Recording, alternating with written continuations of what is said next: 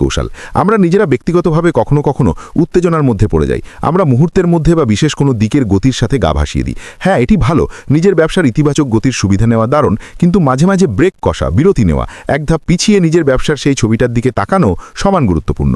তাহলে বিরতি নেওয়া এবং পুনর্গঠনের সেরা সময় কখন কখন টাইম আউট বলতে হবে তা জানা অত্যন্ত জরুরি। প্রধান লক্ষণগুলির মধ্যে আছে গতির অভাব।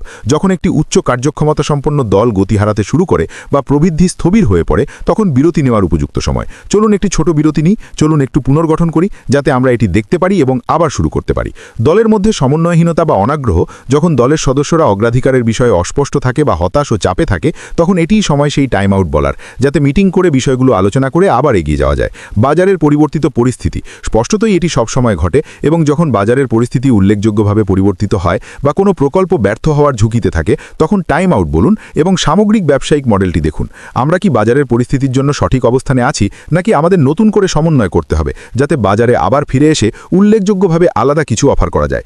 অতিশয় চাপ এবং ক্লান্তি, আমি কল্পনা করতে পারি আমাদের অনেকে এই পরিস্থিতির মধ্যে পড়েছি, যখন নেতা এবং কর্মীরা অন্তহীন কাজে জর্জরিত বোধ করেন বা তারা ক্লান্ত বোধ করেন, এবং এটি ভুল সিদ্ধান্তের দিকে নিয়ে যেতে পারে। আমি মনে করি আমরা সবাই সেখানে ছিলাম। আসলে আমি আর ক্রিস এই ভিডিওর আগে ছুটি নিয়ে কথা বলছিলাম এবং কাজের বাইরে সম্পূর্ণ বিচ্ছিন্ন হওয়া কতটা গুরুত্বপূর্ণ তা নিয়ে কথা বলছিলাম। ক্রিস খোলাখুলিভাবেই বলেছে যে সে যখন ছুটিতে যায় সে তখন ছুটিতেই থাকে। জানেন, আমরা আগে যতটা করতাম এখন হয়তো ততটা করি না, কারণ আপনার ডাউন টাইম থাকা জরুরি, যাতে আপনি রিচার্জ হতে পারেন এবং নতুন উৎসাহ ও শক্তি নিয়ে ফিরে আসতে পারেন।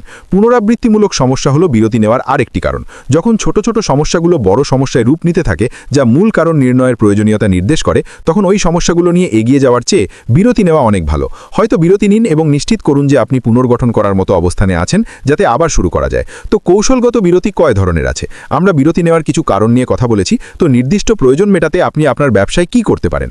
আপনার একটি প্রতিফলনমূলক বিরতি থাকতে পারে, বর্তমান কৌশলগুলো পর্যালোচনা করার জন্য এবং সমস্ত কার্যক্রম মূল লক্ষ্যের সাথে মিল আছে কিনা তা নিশ্চিত করার জন্য। এটি একটি টিম মিটিং করার মতোই সহজ, যেখানে মূল লক্ষ্যগুলো আবার দেখা হবে, যাতে সবাই জানে যে তারা সঠিক পথে আছে এবং ব্যবসার উদ্দেশ্যের সাথে সামঞ্জস্যপূর্ণ আছে, যাতে আবার শুরু করা যায়। সংশোধনমূলক বিরতি। সংশোধনমূলক বিরতি কি? এটি হলো একটি চলমান কাজ থামিয়ে পরিস্থিতি বিশ্লেষণ করা এবং বারবার ঘুরতে থাকা কোনো ঝুঁকিপূর্ণ প্রকল্পের পথ সংশোধন করা। আবারও আপনি এই তথ্য কিভাবে পাবেন? আমরা কাস্টমার রিলেশনশিপের মাধ্যমে তথ্য পাওয়ার কথা বলেছি, যাতে নিশ্চিত করা যায় যে আপনি গ্রাহক এবং ব্যবসার সম্পর্কের ক্ষেত্রে সঠিক পথে আছেন। আর যদি আপনি পথ হারান, তবে আপনাকে বিরতি নিতে হবে, যাতে নিশ্চিত করা যায় যে আপনার কাছে সঠিক সংশোধনী ক্ষেত্রগুলো আছে এবং আপনি এটি বিশ্লেষণ করেছেন এবং প্রকল্পটি সঠিক পথে ফিরিয়ে এনেছেন। উদ্ভাবনী বিরতি নামেও একটি জিনিস আছে, এবং এটি সৃজনশীলতা বাড়ানো এবং নতুন আইডিয়া বা বিদ্যমান সমস্যার নতুন সমাধান নিয়ে ব্রেইনস্টর্মিং করার সুযোগ দেয়। এটি অন্য বিরতিগুলোর সাথে হাতে হাত রেখে চলে। তো আপনি যে কারণেই হোক বিরতি নিয়েছেন এবং তারপর আপনি সেই সৃজনশীল ব্রেইনস্টর্মিংয়ে চলে গেলেন আপনার টিম বা পার্টনারদের সাথে কথা বলতে, যে ঠিক আছে, এই হলো সমস্যা, এটি ঘটছে, কিভাবে আমরা এটিকে আরও ভালো করতে পারি আমাদের সামনের দিকে এগিয়ে নেওয়ার জন্য। আর শেষটি হলো ব্যক্তিগত বিরতি। এটি কি? এটি হলো প্রতিদিন বা সপ্তাহে নির্ধারিত সময় নিজের চিন্তাভাবনা, দীর্ঘশ্বাস নেওয়া, আত্মমূল্যায়ন এবং ফোকাস ধরে রাখার জন্য, যাতে বার্নআউট না হয়। আমরা সবাই ব্যবসায় সময় বরাদ্দের ব্যাপারে দীর্ঘক্ষণ কথা বলেছে, তাই না?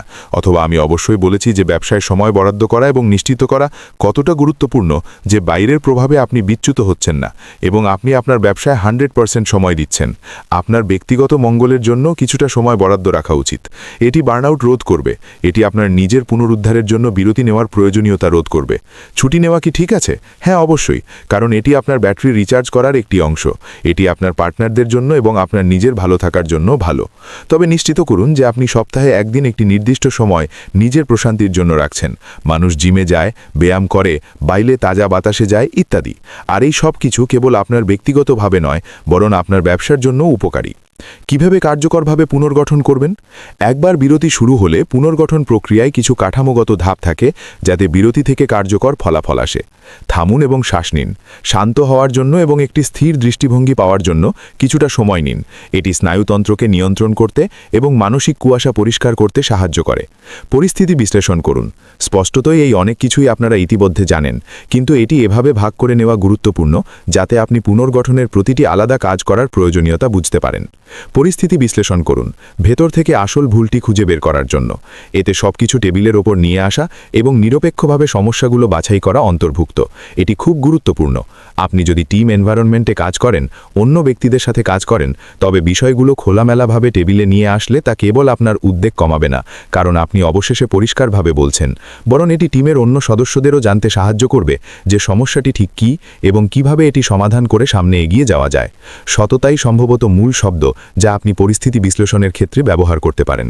ফিডব্যাক নিন, টিমের সদস্যদের কথা শুনুন এবং বিভিন্ন উৎস, গ্রাহক বা মার্কেট ডেটা থেকে তথ্য সংগ্রহ করুন যাতে আপনি এগুলো ব্যবহার করে সঠিক পথে এগোতে পারেন। লক্ষ্য এবং স্বপ্নগুলো আবার দেখুন।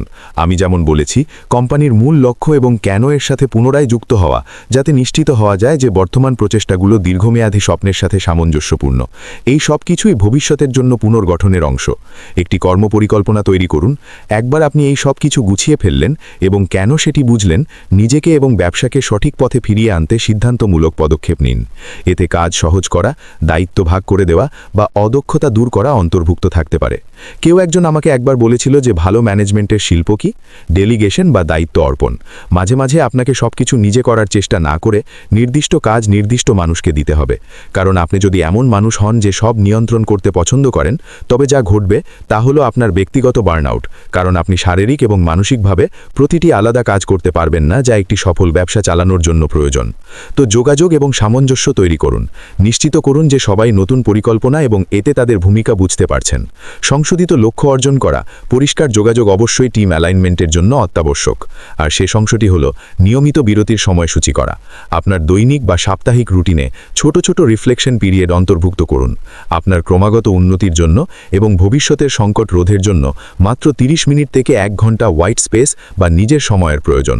এটি এটার অংশ নয়, কিন্তু ফিনল্যান্ড হলো প্রথম দেশগুলোর মধ্যে একটি যারা 3 দিনের কর্মসপ্তাহে যাচ্ছে, কারণ তারা গ্রাহক, কর্মী এবং ব্যবসার মধ্যে যোগাযোগের বিশ্লেষণে পেয়েছে যে 3 দিনের উৎপাদনশীলতা যারা তাদের কাজে 100% ফোকাসড, তারা সেই 5 দিনের চেয়ে অনেক ভালো যারা তাদের সপ্তাহে সঠিক পরিমাণ কাজ দিচ্ছে না।